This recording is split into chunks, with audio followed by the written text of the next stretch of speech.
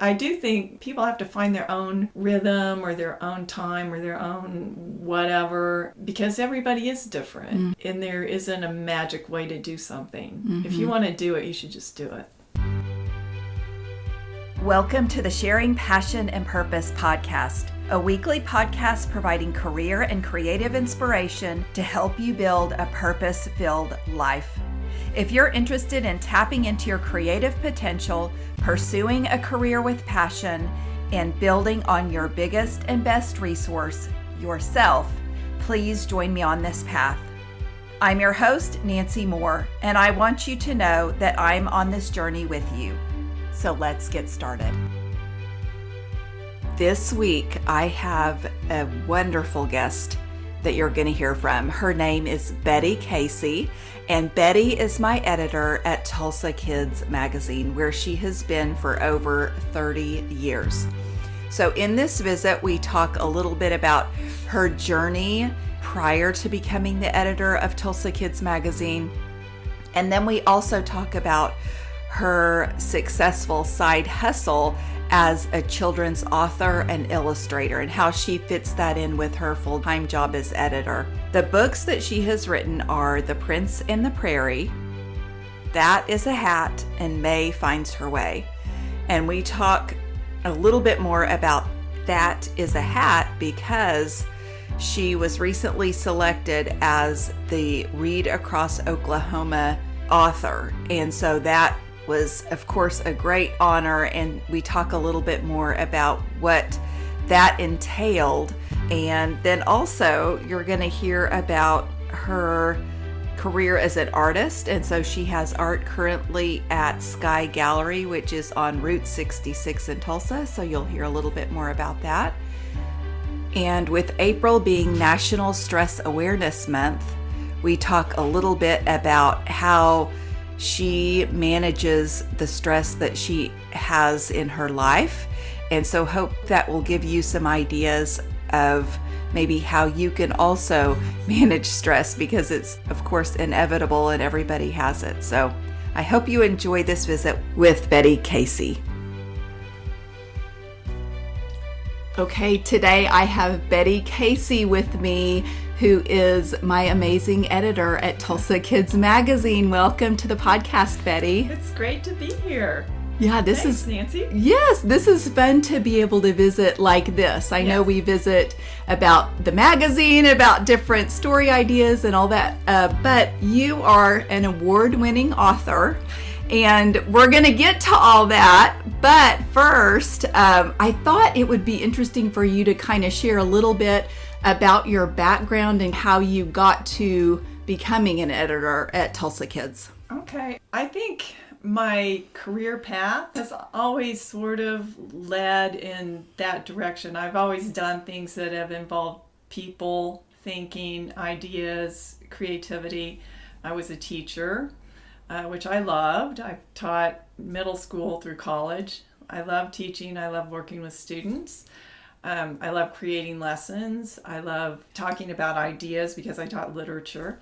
So I love all of that. I've taught writing. And I worked at the Career Center at Tulsa Community College to help students decide on their career paths, which I loved. Again, working with people and ideas. And the editing part, I've always been a writer and an artist. So that just kind of came naturally as sort of a natural part of my next step in my journey of what I do in my life. So, yeah. Okay. So, because I have just known you as the editor of Tulsa Kids magazine, which it's an award-winning publication and so fun to be a part of. And I know you have received so many accolades because of that, because you're a fantastic writer. But if you'll kind of let us know a little bit about what being an editor involves. Thank you for saying all of that. And Tulsa Kids is award-winning because I have great writers like you. So, don't give me all the credit. You're pretty awesome. Okay. Okay, being an editor, I think it uses a lot of the things that I enjoy doing. I enjoy working with people. As I said, I enjoy working with ideas. And I like having a lot of different things to do. So I feel like it's busy, I have deadlines, but sometimes I feel like I'm the type of person that needs deadlines to get things done because I'm sort of a procrastinator. I like the visual part of it, coming up with the creative ideas. I like the writing part of it. I like helping people make their writing better. So there's sort of a teaching aspect to it as well. And just coming up with different things that I feel like our audience wants, and maybe a lot of times things that our audience of parents may not know that they want or may not know what they need to know, is interesting to me. So it's always different. And you know me as an editor because I've been doing it for 30 years. Mm-hmm. This is the longest job that I've had. So obviously I like it. And it's always a new challenge, and I don't get tired of it. Well, okay. So that's probably there. You shared a lot that you love. Is there a part that maybe you don't necessarily like as much that kind of comes with the job or comes with the territory? There are times that obviously I don't like deadlines because that's a lot of pressure, but you get used to that. I think just being a small business, sometimes I feel like there's a lot of pressure on me and other people in the staff too, because we're so small. And we only have, there's no fallback really. So if I'm not there, so sometimes if I really want to take a break or, go on vacation or do something, that's difficult, but I think that's true of anybody who works in a small business or a situation like that.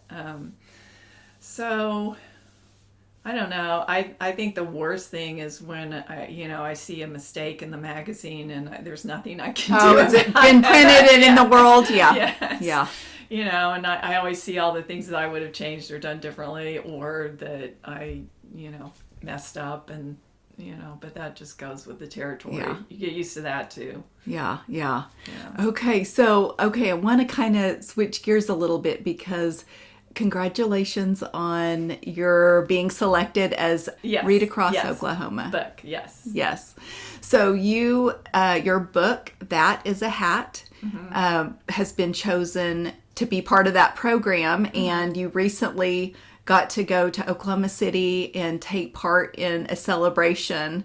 And so I thought I would like to hear a little bit about how that went.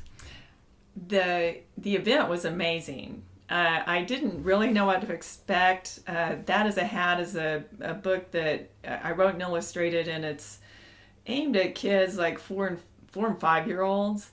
And the Oklahoma Department of Libraries this year focused on 5-year-olds, on kindergarten age. So my editor from the Roadrunner Press, which is an indie publisher in Oklahoma City, was at a literacy convention, or maybe a library association convention, I'm not sure which, but they were looking for a book to feature, and they look at all kinds of books, and they saw that one, and I think it appealed to them that it was an Oklahoma publisher, an Oklahoma writer illustrator. So it was picked, which is great, so They give the book to a lot of kids, I think 1,300 kids prior to this event, and they have the event at the Oklahoma City Zoo, and believe there were 1,500 kids there, and I did 6 book readings, and I had wonderful volunteers. There were dignitaries there, people from ODL, zoo people. The elephants were behind me. They did it in the amphitheater, and the elephants would come up to the gate. And the zoo people warned me. They said, when we have programming here, the elephants like to come see what's going on. So I knew I couldn't compete with those elephants. So I said, in the first group of kids just started chanting, elephants, elephants. And I thought, I'm going to have to do something. So I told the kids that the elephants were coming up to the fence so they could hear the story time. So then they were completely silent. So every group that I read to, I said, you guys are going to see some elephants, and the baby elephant will come up. but they're listening for story time. So the kids loved it. So That it was really is fun. Smart. Yeah, I love it was that. very fun. But it's just a great event. You know, the kids are happy. I feel like that book, I wrote it as a fun thing. I think reading should be fun. So I wrote it as something that's fun. I wrote it for parents and teachers as a book they're reading to their kids. There's a lot of opportunities for what do you think happens? What happens next? What do you think might happen? And I did that on purpose because that teaches critical thinking in young children. And of course, there's a lot of repetition, short words that rhyme. It's not a rhyming book, but that and had and things like that.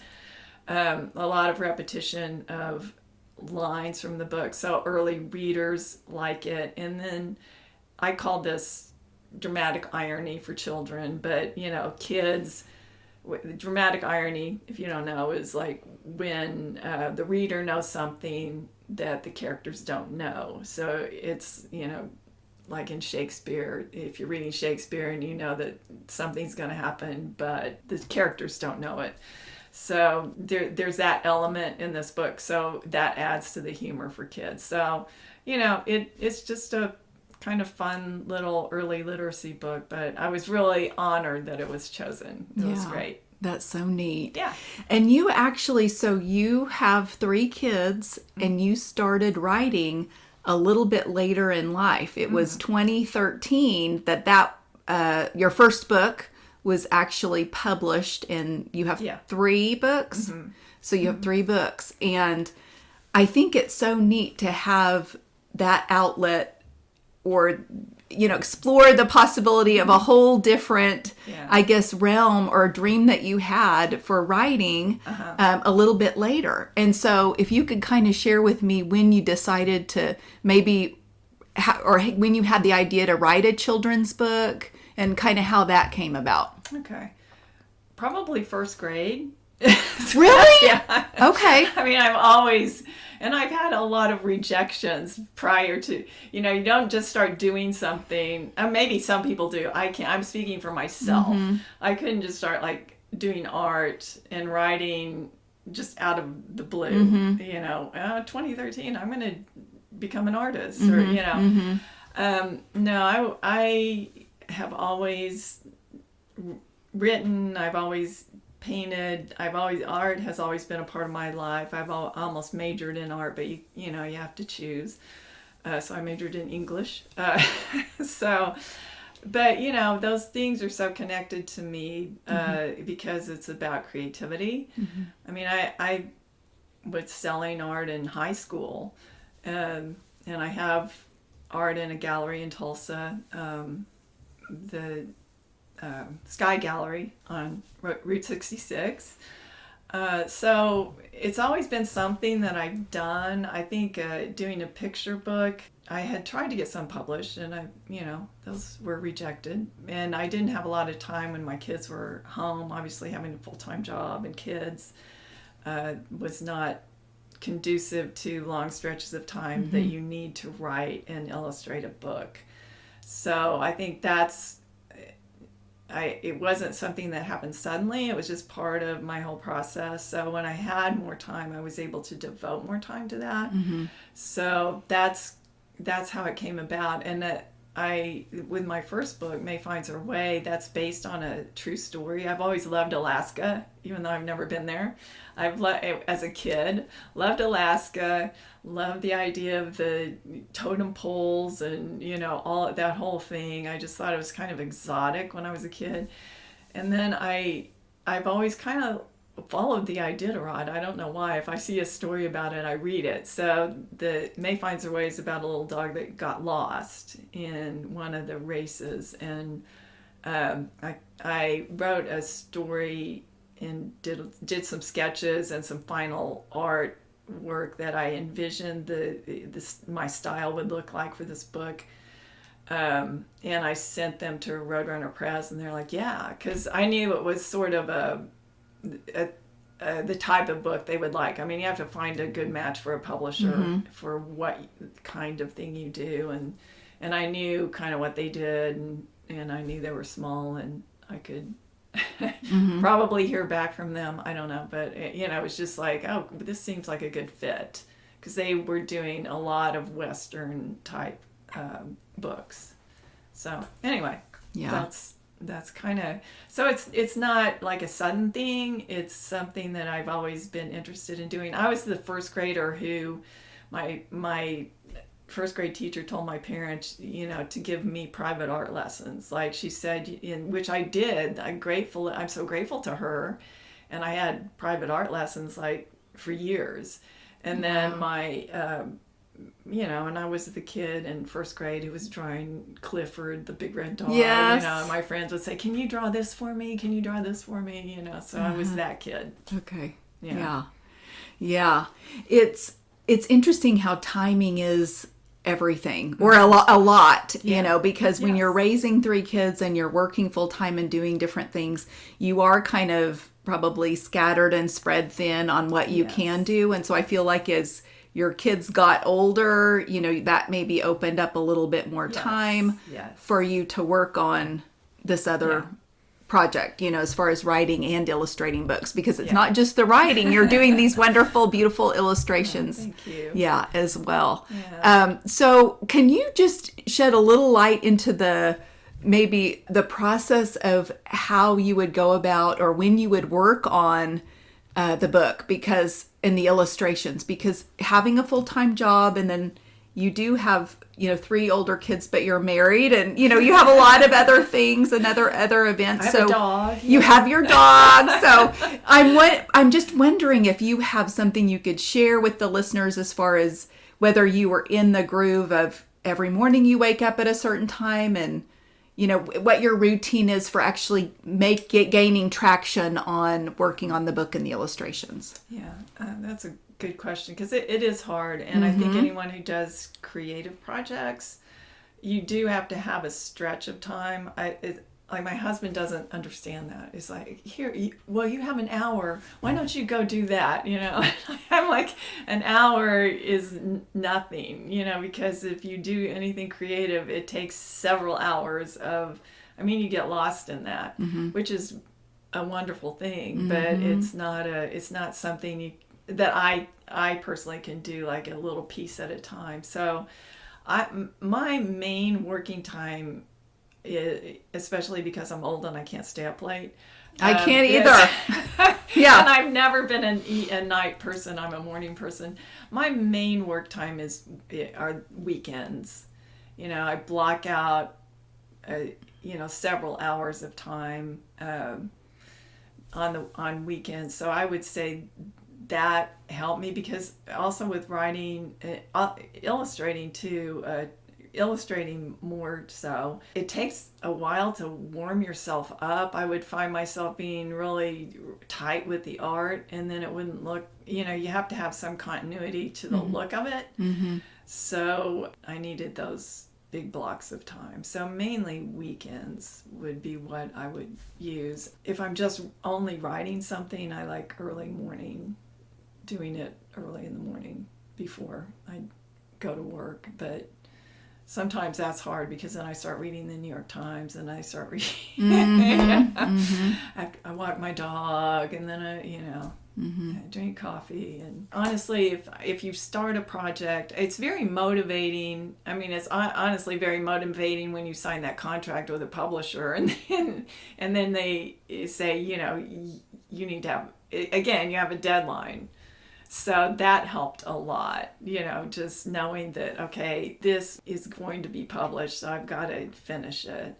If I were just working on a piece of writing that I maybe wanted to send out or do something with, I like mornings, early mornings. I can sit down and do that for a couple hours.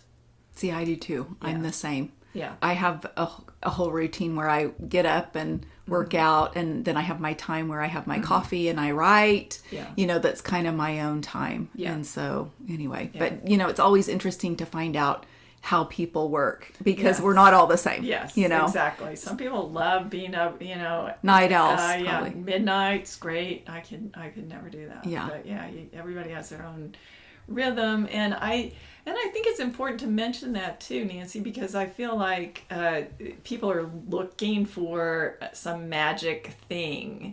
You know, hey, if somebody can do something an hour at a time and they'll just do it an hour at a time, that's great if that's their process. I cannot do that. So I'm speaking for myself, but I do think people have to find their own rhythm or their own time or their own whatever, because everybody is different, and there isn't a magic way to do something. If you want to do it, you should just do it. That's what I think. I agree. Okay, so this is National Stress Awareness Month, and you have a lot going on, and so I thought that is also interesting to kind of find out people's the way they handle stress or deal with stress. And I have a feeling I know with you, but I thought if you want to share maybe some of your top tips or how you combat stress. Okay. I was fortunate enough to have a couple of good friends in college who were runners, and I've always been very active.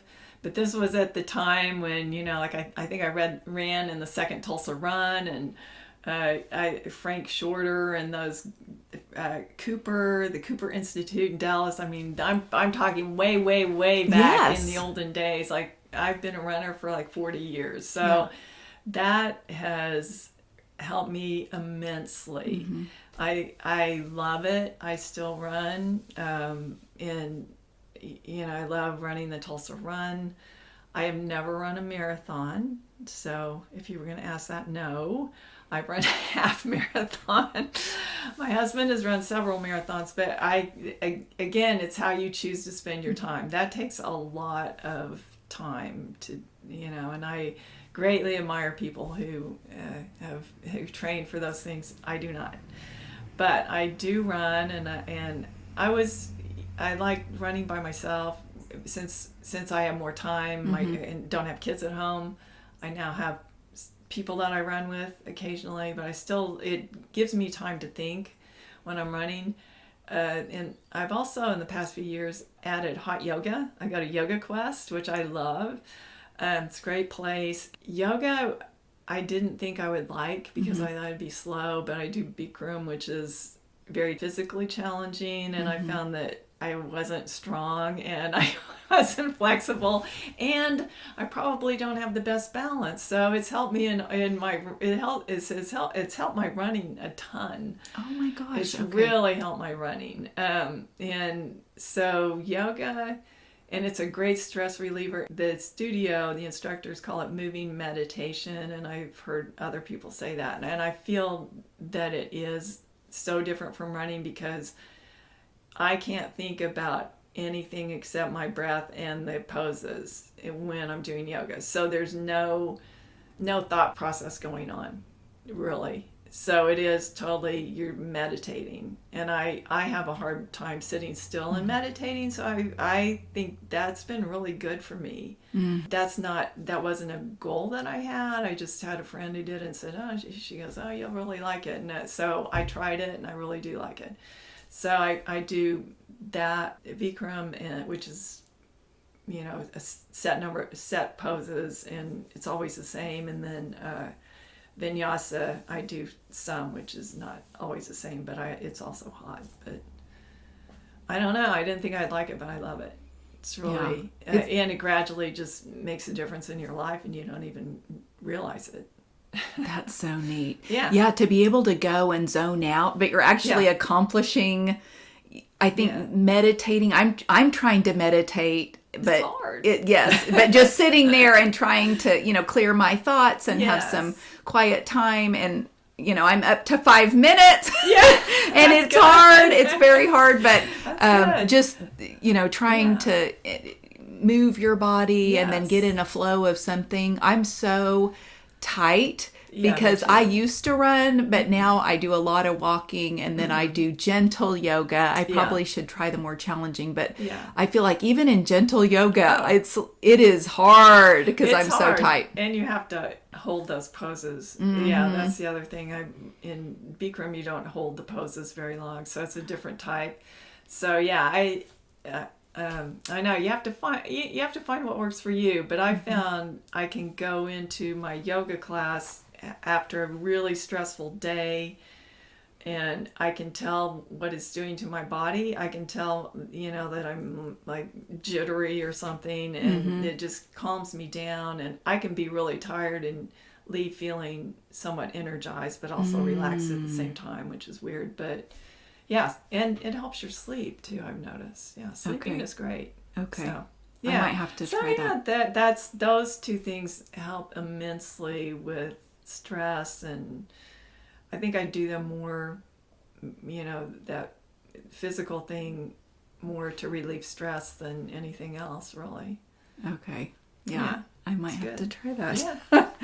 Okay, so my last question for you is about my theme, centralized around my theme, which is Live Purposefully in 2023. And that means something different for everybody, but I thought I'd have you kind of share what it means for you and how you're being purposeful or living purposefully. Oh, that's a hard question. That's good, though.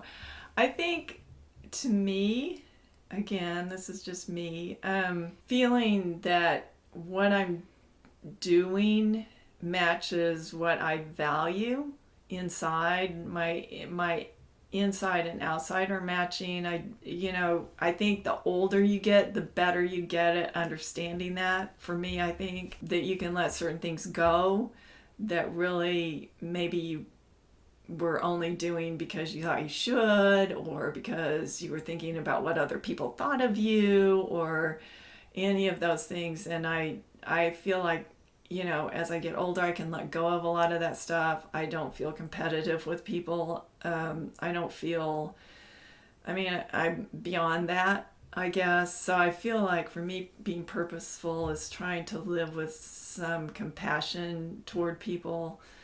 And I work on that. And I'm more intentional about thinking about how I want to be, because I think, like I said, matching your actions to what you really value is important, and matching how you live to what you value and care about is important. So I think that's what I'm trying to be more intentional about, is recognizing in myself what really is important to me, and then figuring out how to express those things outwardly in the way I live.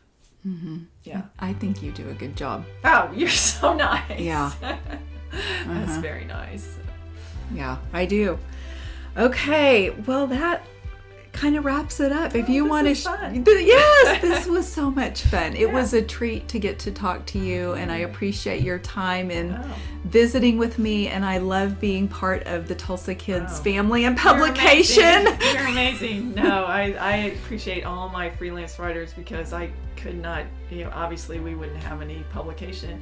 And I feel like everybody contributes so much, because it's a gift to the community, to me, because it's so local, and my writers live here, and they know the people here, and they know the community, and you talk to so many interesting people. And that's the other thing, I learn so much every time I put an issue together. It's so fun. Yeah. That's always fun, because I'm always learning. It's great.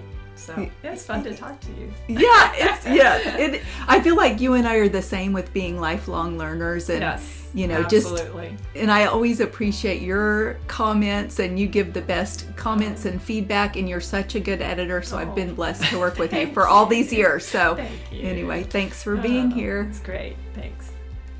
Okay, everybody, that's a wrap on this week's episode. I want to thank you for listening to the Sharing Passion and Purpose podcast. It means the world to me, and I'd love to connect with you. Please follow me on Instagram, Facebook, and LinkedIn at Sharing Passion and Purpose, and Twitter at Passion Sharing.